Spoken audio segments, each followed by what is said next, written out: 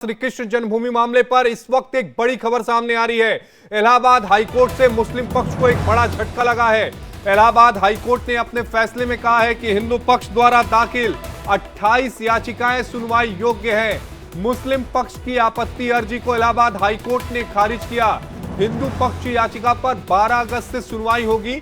हिंदू पक्ष के वकील विष्णु शंकर जैन ने कहा कि अब यह फाइनल हियरिंग जो है वो शुरू होगी।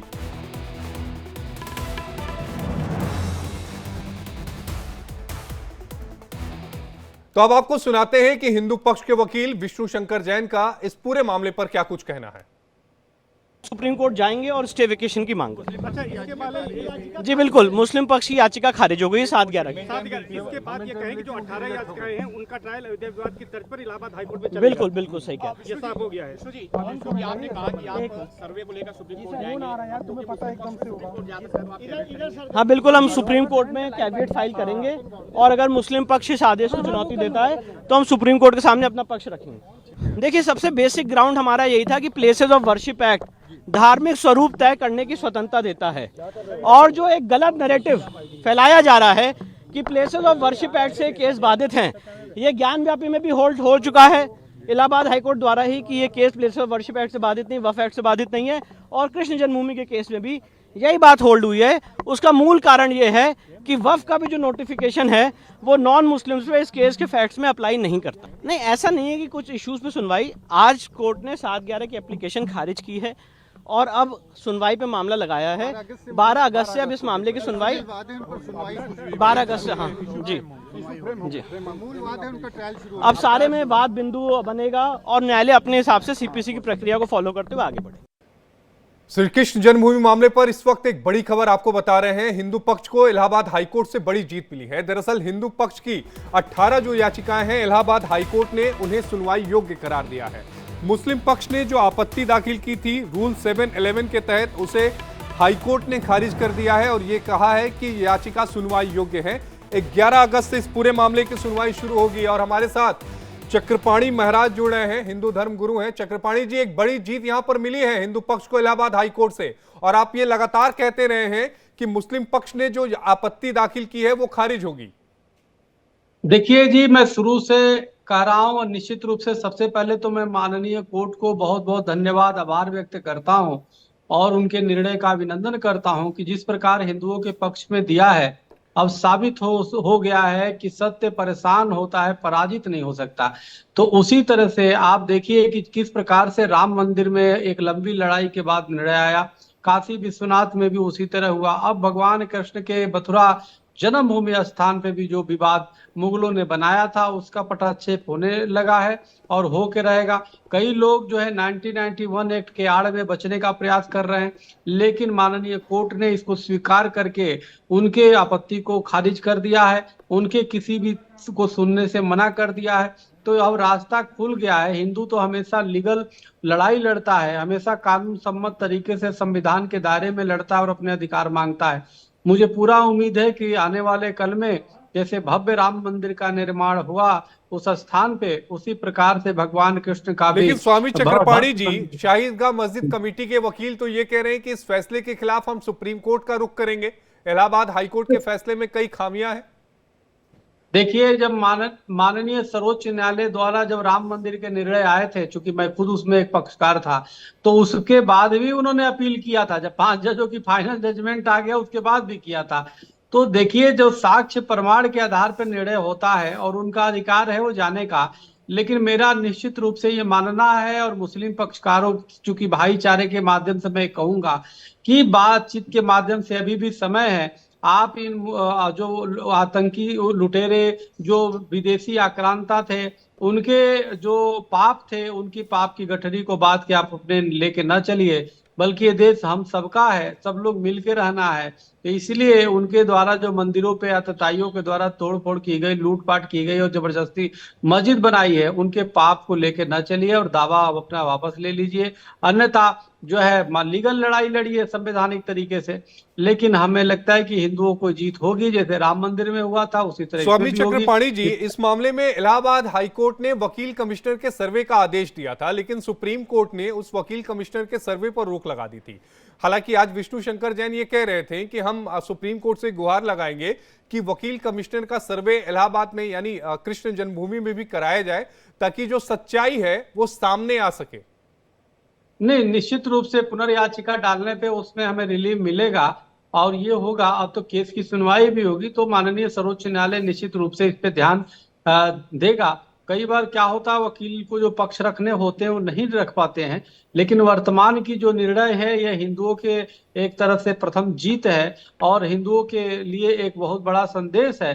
तो इसलिए ये मानना है कि निश्चित रूप से मथुरा में जो अंतिम निर्णय भी आएगा वो हिंदुओं के पक्ष में ही आएगा, और क्योंकि साक्ष्य और प्रमाण सभी वो लेकिन इंगित स्वामी करते हैं चक्रपाणी जी, सवाल यह भी उठता है कि 12 अगस्त से इस मामले में जब सुनवाई शुरू होगी, फाइनल हियरिंग शुरू होगी, तो हिंदू पक्ष के पास ऐसी कौन सी मजबूत दलीलें हैं, ऐसे कौन से मजबूत दस्तावेज हैं, या फिर ऐसे कौन सी मजबूत सामग्री है जिसके आधार पर वो ये साबित करेंगे कि जहां पर इस समय शाही ईदगाह मस्जिद बनी है दरअसल वो भगवान श्री कृष्ण का जन्म स्थान है?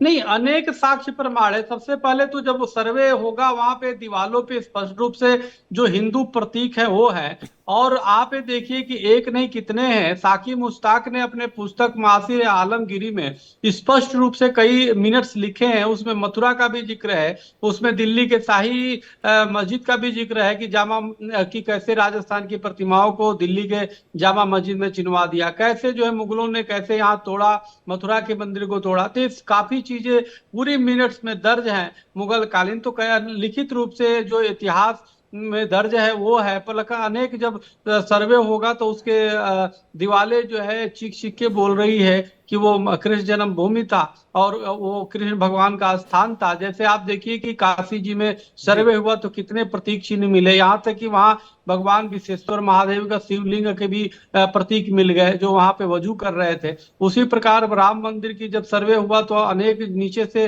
अनेक प्रमाण मिले हिंदुओं के। तो यहाँ तो साफ दिखाई देता है जब जब जाएंगे वहां पे जो मथुरा जन्मभूमि है जहाँ पे इन्होंने बनाए हुए हैं, अपने को ढांचा बना दिया है, तो वहां पे स्पष्ट रूप से मंदिरों के प्रतीक है, सनातन प्रतीक है, हिंदू प्रतीक है, जो स्पष्ट गवाही के रूप में पेश होगा। लेकिन स्वामी चक्रपाणी जी, सवाल यह भी उठता है कि फिर 1968 में जो समझौता हुआ था श्री कृष्ण जन्म स्थान और शाही ईदगाह मस्जिद कमेटी के बीच में, उस समझौते का क्या होगा?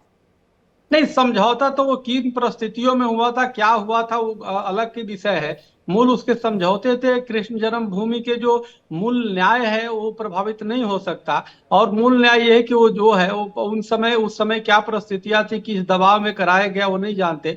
लेकिन वर्तमान में जिस प्रकार से एक हमारी हिंदुओं की भावना है, हिंदुओं की भावना किसी समझौता से खत्म नहीं की जा सकती। तो इसलिए वो परिस्थिति क्या था, किसी के घर पे जबरदस्ती कब्जा करके समझौते का दबाव डालो, ये सब चीजें सब माननीय कोर्ट पे सामने रखे जाएंगे और निश्चित रूप से हिंदुओं के पक्ष में निर्णय आएगा। लेकिन एक मुझे लगता है कि सबसे बड़ी चुनौती हिंदू पक्ष के सामने ये रही होगी आने वाले समय में, क्योंकि कोई भी सिविल विवाद होता है उसमें जो तय सीमा होती है वो 3 सालों की होती है, लेकिन यहां पर हिंदू पक्ष ने जो 1968 के समझौते को असंवैधानिक गैर कानूनी करार देने की मांग की है वो 52 सालों के बाद मुकदमा दायर किया है, यानी 2020 में मुकदमा दायर किया है। इस डिले को कैसे हिंदू पक्ष की तरफ से जस्टिफाई किया जाएगा कोर्ट में? देरी क्यों हो गई? देखिए, ऐसा आप तो माननीय कोर्ट ने उस सुनवाई को, हिंदुओं के पक्ष को सुनवाई के लिए तैयार हो गया है, तो इसलिए अब तैयार हो गया तो ये सब चीजें निश्चित रूप से बहुत पीछे की चीज हो जाएगी।